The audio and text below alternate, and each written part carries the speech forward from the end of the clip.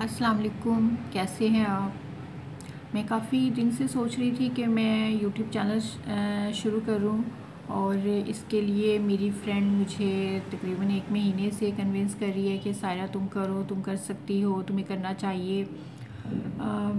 Finally मैंने start लिया है। तो सबसे पहले तो मैं फ़रहीन बिग थैंक्स कि आपने मुझे इतना इनकरेज किया। मेरा मैं ये सोचती थी कि मैं जब भी मुझे ज़िंदगी में मौका मिला, मैं जो कुछ भी लिखती हूँ वो शायरी, बस जो भी अल्फाज हैं जो मैं लिख देती हूँ मेरे जहन में आता है, वो शायरी है, अफसाना है या नॉवेल्स हैं, जो भी है, या कोई बात है। तो मैं ये सोचती थी कि मुझे जब भी ज़िंदगी में मौका मिला तो मैं बुक पब्लिश करवाऊँगी। लेकिन अगर इस तरह से भी मैं अपनी बात आप तक पहुंचा सकती हूँ तो मुझे अच्छा लगेगा, क्योंकि लिखने वाले का तो मकसद ही यही होता है कि आप अपनी बात को दूसरों तक पहुंचाओ, वो ज़रिया चाहे कोई भी हो।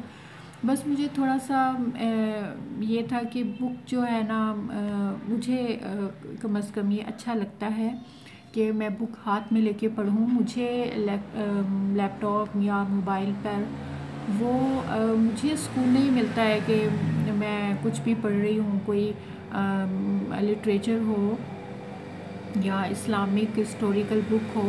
मुझे वो सब अपने हाथ में किताब लेके पढ़ने में ही ज़्यादा अच्छा लगता है। तो एनी हो, ज़िंदगी में अगर मौका मिला तो मैं बुक भी ज़रूर पब्लिश करवाऊँगी। लेकिन अगर ऐसे यूट्यूब से मैं आपसे अपनी बात अब तक पहुंचा सकती हूँ तो इसमें भी मुझे लग रहा है कि कोई हर्ज नहीं है। अगर आपको अच्छा लगे तो बताइएगा। हमारी ज़िंदगी में बहुत से वाक़यात होते हैं, हमारे इर्द गिर्द लोगों में, उनके रवैयों में चेंज आता है, या खुदा ना खास्ता हमारे अपने साथ, दूसरों के साथ कोई मिसहैप होता है तो वो हम में से हर एक पे असर कर रहा होता है। किसी न किसी अंदाज़ में, किसी न किसी तरह हम उसको रिएक्ट भी कर रहे होते हैं और हमें पता भी नहीं चलता कि हम कहाँ हमने वो एक चीज़ का असर लिया और हम कहाँ उसको रिएक्ट कर रहे हैं। तो ऐसा हमारे सबके साथ होता है और ये मेरा यकीन है कि हम उसको किसी न किसी अंदाज़ में अंदर से निकाल रहे होते हैं अपने। तो मेरा ये था शुरू से कि मैं ज़्यादा बोलती नहीं थी, तो मैं खामोशी से मैं जो भी सोचती थी या जो भी मैं देखती थी लोगों के रवैये, या कोई ऐसा वाक़या जो हो गया है जो मैं एक्सप्लेन बोल के नहीं कर सकती, तो मैं उसको लिख लेती थी। तो तब से मुझे डायरी लिखने की आदत पड़ी और वो लिखते लिखते तो यहाँ तक कि मैं अब लिखती हूँ और मुझे अच्छा लगता है लिखना। बाकी